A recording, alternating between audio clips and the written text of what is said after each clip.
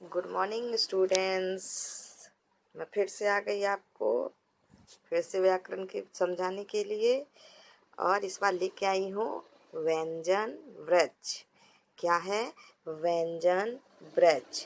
अब व्यंजन हमारे कितने प्रकार के होते हैं, कौन कौन से होते हैं, वो आप इसमें देखेंगे। जैसे पहला है हमारा का वर्ग। का वर्ग में आता है का, ख, ग, घ, अंगा। अब आप इसमें कहेंगे कि ये छोटा सा निशान क्यों है? तो जब हम स्वर को अलग करके व्यंजन लिखते हैं तब ये हमारा हलंत लगता है। अगर स्वर लगा के हम व्यंजन लिखते हैं तब इसमें हलंत नहीं आता। इसीलिए यहाँ पे क्या है, सिर्फ हमारी ये व्यंजन है, इसलिए हमारा का है। फिर है हमारा चा वर्ग। चा, छा, जा, झा, इया। आए समझ में? इसके बाद हमारा टा वर्ग है। टा, ठा, डा, ढा, ड़ा। हिंदी में ड़ा। ता वर्ग में ता, था, दा, धा, ना। इसके बाद आता है हमारा पा वर्ग। पा में पा, फा, बा, भा, मा। ये हमारे क्या है? ये हमारे स्पर्श व्यंजन है। ये कौन से हमारे हैं? स्पर्श व्यंजन कहते हैं, जो हमारे का से लेकर मा तक आते। कहाँ तक आते हैं? का से लेके माँ तक आते। इनको हम क्या बोलते हैं? स्पर्श व्यंजन। मतलब जब हम इनका उच्चारण करते हैं तो उच्चारण करने में श्वास, वायु और जीभ जो होती है ना, तो उस मुख के अलग अलग स्थानों को स्पर्श करती। बोलने पे जब हम ये शब्द बोलते हैं ना व्यंजन के, तो हमारी जी यानी जो जीभ है तो या वायु तो वो टकराती है, तो ये समय वायु जीभ के मुख के अलग अलग भागों को स्पर्श करती है, इसलिए इन्हें स्पर्श व्यंजन कहते हैं। इसके बाद देखो यहाँ पे है तटस्थ व्यंजन। दिख रहा है क्या आपको?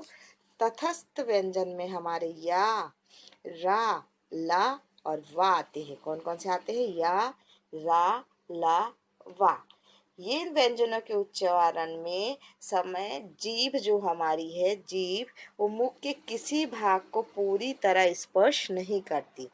यानी इनमें स्पर्श करती है, पर इसमें हम जब बोलते हैं इन व्यंजनों को तो हमारी जीभ किसी भी भाग को स्पर्श नहीं करती, इसीलिए इन्हें अतस्थ व्यंजन कहते हैं।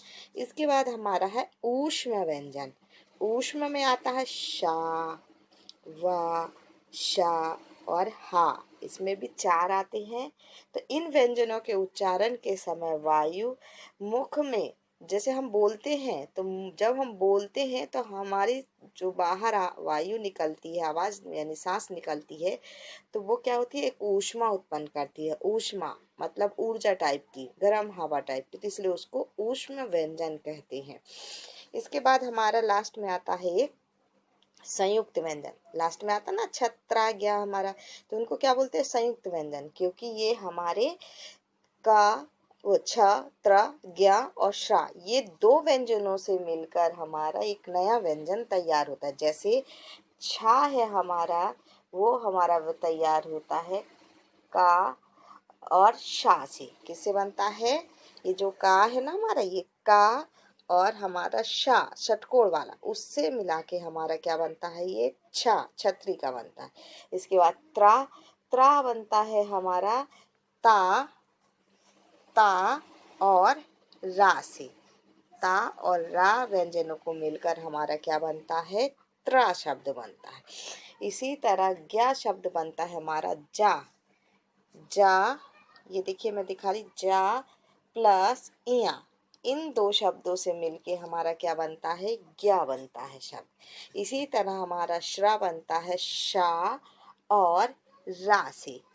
ये जो दो हमारे संयुक्त व्यंजन, मतलब दो व्यंजनों को मिलाने से जो एक नया व्यंजन तैयार होता है, उसको संयुक्त व्यंजन कहते हैं। ये हमारे चार है, छ, त्र, ज्ञ और श्रा।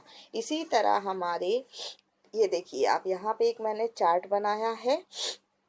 कंठ, ताल्य, मूर्धन्य, दंत और ओष्ठ, मतलब जब हम इन व्यंजनों को बोलते हैं तो वो वायु हमारी मुख में किधर किस चीज से टकराती है, तो उससे ही हमारे ये इसका निर्माण होता है। जैसे जब हम का, चा, टा ता पा बोलते हैं तो वो हमारे कंठ से निकलती है, गले से निकलती है आवाज़, तो इसीलिए इनको कंठ व्यंजन बोलते हैं। दूसरा है हमारा ताल, मतलब जो ताल होती है ना जीभ के नीचे की, तो वो जब हम बोलते हैं तब हमारे ये व्यंजन जब हम बोलते हैं तो टकराते हैं। खा, छ, ठ, था, फा, इसीलिए तालव्य व्यंजन कहलाते। इसी तरह मूर्धन जब आवाज निकलती है तो ग, ज, ट, थ, बा, ये जो हमारा गला है तो मुख से निकलती है, यानी तो इसलिए हम मूर्धन्य व्यंजन कहते हैं। दंत, दंत मीन्स होता है दांत, आपको भी पता है। तो ये जब हम व्यंजन का उच्चारण करते हैं तो हमारी दांत को वो टच करती है। धा, झा, दा, धा, मा, आप बोलते जाओ तो आपको पता चलता जाएगा। इसी तरह ओठ, हम जब इन व्यंजनों को बोलते हैं तो हमारे ओठ इसमें छूते हैं, जैसे डा, इया, ड़ा, ना, पा, माँ, सॉरी माँ है, ठीक है। तो ये आपको समझ में आया क्या बच्चों?